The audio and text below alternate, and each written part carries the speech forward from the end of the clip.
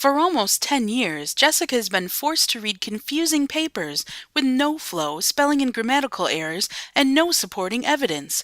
Now she brings you 6 steps for writing academic papers that aren't awful. Before you start writing, take my advice. It's just 6 simple steps for writing academic papers that aren't awful.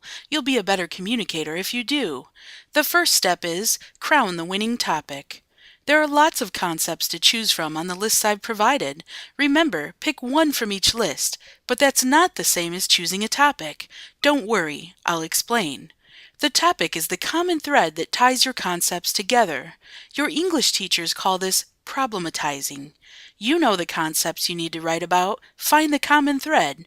Ask yourself, how do these go together and why are they important? For example, if you choose concepts like gender roles, styles of loving, and popular culture, you could choose a topic like portrayals of romance on TV.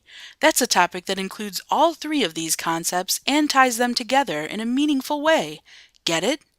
The second step is outline a bird's eye view. You've got to know where you're going before you begin, right? Too often students write in a random stream of consciousness without taking the time to develop the flow of their paper. You need a topic with an opinion on it, major assumptions or concepts you'll discuss within that topic, and then evidence that supports your opinion. We need to be intrigued by your topic and witness the quality of your thought on its related concepts and evidence. Step 3 is write an intro so we can see what you'll be saying. We want to know what you're going to tell us and why we should care, so we know if we want to read on. No one wants to be held hostage by a research paper. Step 4. Build your case. It's facts, not flowers. Remember how I said you needed an outline? Yep, you need a topic with an opinion on it, major assumptions or concepts you'll discuss within that topic, and then evidence that supports your opinion. Actual evidence with references. Evidence could include definitions, facts, theories, figures, personal accounts, and so on. Of course, certain types of evidence are more academically sound than others. Step 5. Wrap it up in a conclusion. Remember, what's your point and why do I care?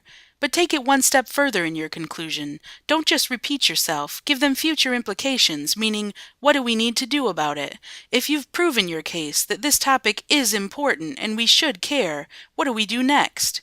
And the 6th step, of course, is proofreading.